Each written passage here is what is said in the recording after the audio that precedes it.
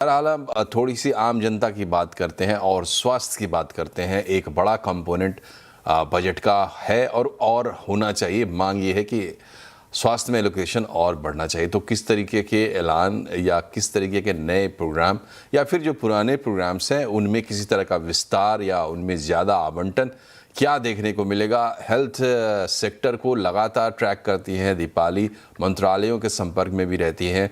क्या संकेत मिल रहे हैं दीपाली आपको निर्मला जी के पिटारे से? क्या कुछ निकल सकता है हेल्थ के लिए? जी बिल्कुल, मोदी सरकार के कार्यकाल में जिस तरह से हमने देखा कि हर साल बजट में जो स्वास्थ्य के लिए एलोकेशन है वो बढ़ता हुआ ही दिखाई दिया है।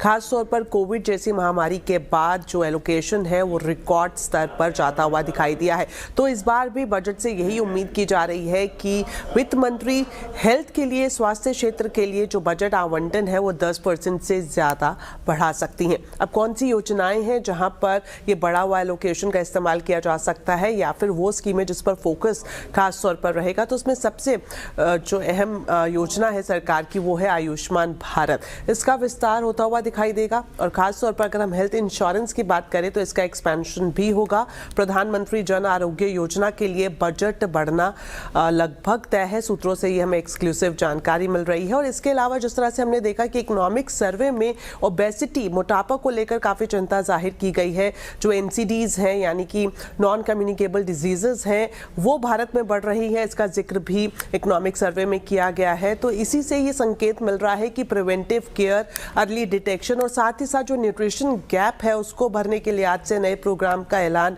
यहाँ पर वित्त मंत्री की तरफ से किया जा सकता है। ओबेसिटी को लेकर लगातार मोदी सरकार की तरफ से एक अभियान छेड़ा गया है, तो उसे आगे बढ़ता हुआ हम इस बजट में देख सकते हैं। इसके अलावा अगर हम मेडिकल सीट्स की बात करें, हेल्थ इंफ्रास्ट्रक्चर की बात करें, तो वो भी एक प्रायोरिटी में वित्त मंत्री की रह सकता है। खास तौर पर जो छोटे मझोले शहर हैं, Tier 3, Tier 4 सिटीज़ की बात करें तो यहाँ पर एम्स हॉस्पिटल बनाया जाए, इस लिहाज से भी बड़ा ऐलान होते हुए हम इस बजट में देख सकते हैं।